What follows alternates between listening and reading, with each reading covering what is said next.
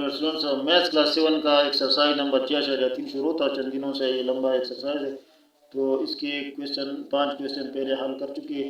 आज question number 6 हल करने जा रही है। क्वेश्चन नंबर 6 है if A is equal to 3, 5, 7, 9, ये सीट ए है, और set B is equal 2, 3, 4, 5 and set K is equal 1, 5, 10, 15।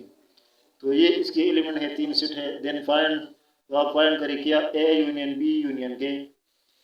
ये एक क्वेश्चन में यूनियन फाइंड करना है, दूसरे में A intersection B A intersection K. तो इन दोनों का एक मरतबा यूनियन फाइंड करना है और दूसरी मरतबा पार्ट नंबर बी में इसका इंटरसेक्शन फाइंड करना है। तो ये सिंपल सा क्वेश्चन है। इसी तरह क्वेश्चन नंबर 7 भी इस तरीके से। तो चलो इसको हल करते हैं। तो ये हमारे पास ये क्वेश्चन का डेटा है।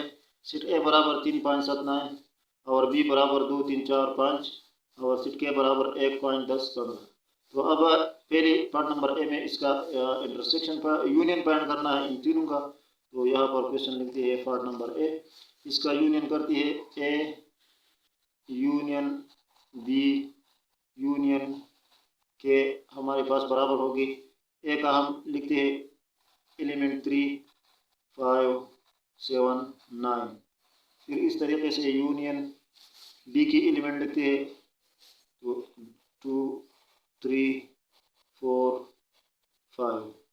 फिर इस तरीके से यूनियन के की एलिमेंट लिखते हैं 1, 5, 10 और 15। तो ये तीनों का एलिमेंट हो गया। अब इन तीनों का अब यूनियन ऐसा है कि हर एक का जो है जो मुश्तरक है वो भी और जो मुश्तरक नहीं है वो भी, सारे एलिमेंट तरतीब से लिखना है। तो हम लिखेंगे अब ए यूनियन बी यूनियन के हमारे पास बराबर आएगा ये सब बड़ा सेट। पहले हम लिखेंगे एक, इस के में जो है एक है तो हम एक को लिखेंगे। फिर इसके बाद वाला 2 है बी में तो 2 को लिखते हैं। फिर 3 जो है ये ए में है तो 3 को लिखते हैं। ये 3 बी में भी है और ए में भी है तो एक मरतबा इसको लिखा। फिर 4 जो है ये बी में है तो 4 को लिखते हैं।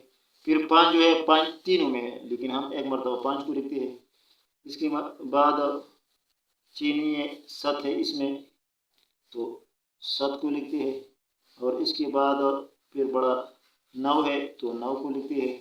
फिर इसके बाद इसमें यहाँ पर 10 है तो 10 को लिखते हैं और फिर 15 है तो 15 को लिखते हैं। तो ये हुआ एक यूनियन सेट तीनों का, ए बी और के का एक यूनियन सेट। इस तरीके से हमारे सामने आ गया। जो 2 में मौजूद था वो एलिमेंट भी आ गया, जो अकेला अकेला मौजूद था वो भी आ गया और जो तीनों में मौजूद था वो एलिमेंट भी इसमें आ गया। तो सारे एलिमेंट इसमें आ गई। तो ये हुआ इसका यूनियन। अब पार्ट नंबर बी में इसको ए इंटरसेक्शन बी इंटरसेक्शन के फाइंड करना है।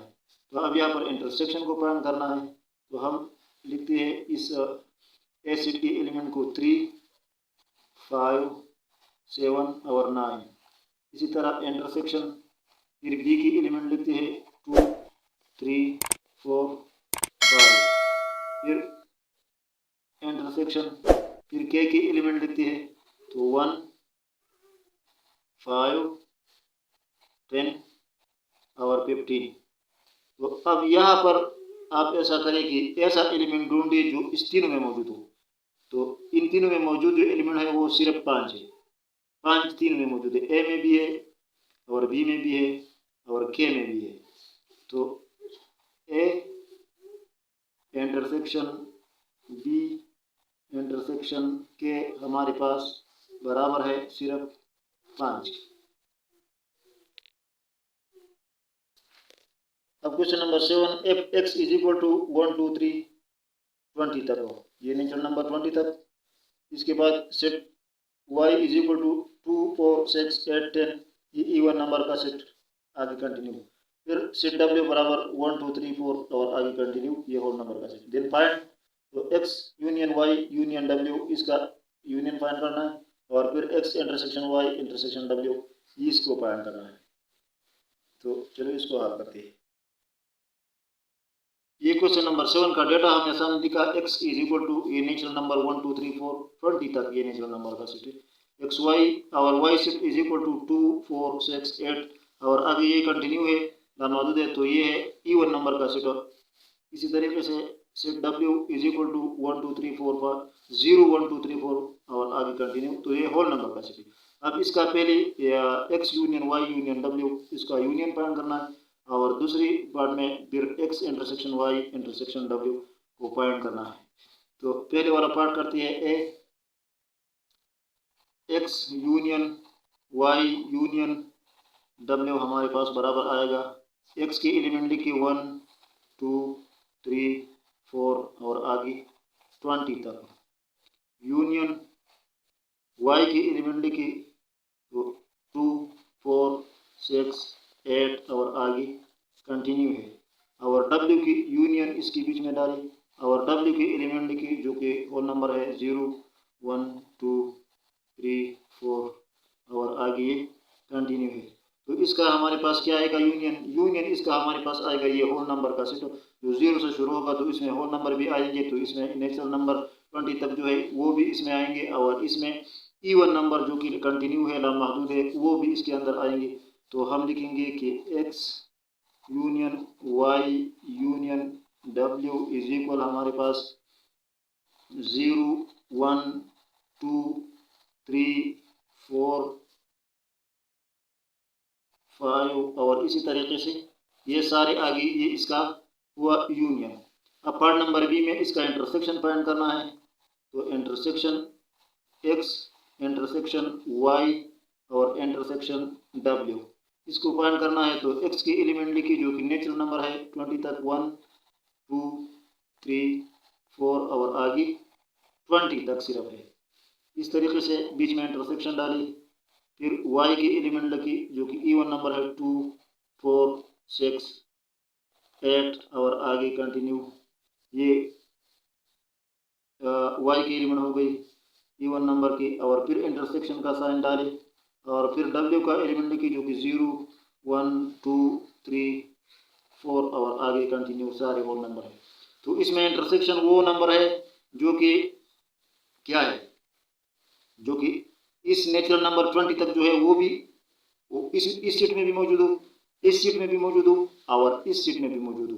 तो वो कौन से नंबर है, वो ये वाले नंबर है, ये इवन नंबर जो है 20 तक जब हम जाते हैं तो ये इवन नंबर इसमें भी मौजूद होंगे। अगर ये तो आगे कंटिन्यू है लेकिन ये सीट आगे कंटिन्यू नहीं है, ये 20 से आगे कंटिन्यू नहीं है, तो इसलिए हमारे पास सिर्फ इवन नंबर का 20 तक जो नंबर है ये हमारे पास इसका इंटरसेक्शन आएंगे। तो x intersection y intersection w आपको समझ आ गया, ये इवन नंबर है, ये तो लामहदूद है, ये भी लामहदूद है, लेकिन ये वाला x वाला जो है नेचुरल नंबर का सेट ये 20 तक है, सिर्फ 1 से लेकर 20 तक है।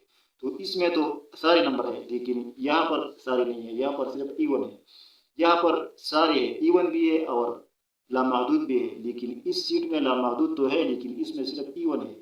अगर इसमें सिर्फ इवन है लामहदूद है तो इसमें लामहदूद नहीं है, इसमें इवन और 8 नंबर सारे हैं लेकिन ये 20 तक है। तो हमारे पास जो कॉमन जो तीनों में मुश्तरक एलिमेंट हो वो क्या आएंगे, वो आएंगे 2 से लेकर इवन नंबर 20 तक, 2 4 6 8 10 और आगे कंटिन्यू 20 तक, ये हमारे पास इसका इंटरसेक्शन आ गया। अगर आपको समझ आ गया है तो कमेंट में लिखिए, मैंने तो कोशिश की। अब क्वेश्चन नंबर 8 है, if set L is equal to 1 3 4 5 6 7 8 और set M is equal to nought यानी 0, तो then find L union M and L intersection M. तो इसमें तो ये एक खाली है तो इसमें कैसा इंटरसेक्शन आएगा। तो क्वेश्चन नंबर 8 का डेटा हमने लिखा, सेट एल बराबर 1 3 4 5 6 7 8 और सेट एम बराबर 0 की एरी नॉट। तो अब इसका यूनियन फाइंड करना है और इसका इंटरसेक्शन फाइंड करना है। तो पार्ट नंबर ए में है यूनियन फाइंड करना, तो एल यूनियन एम हमारे पास बराबर आएगा, पहले एल का एलिमेंट लिखिए 1 3 4 5 6 7 8 और फिर यूनियन एम का एलिमेंट लिखिए, तो एम का एलिमेंट जो है ये नॉट है।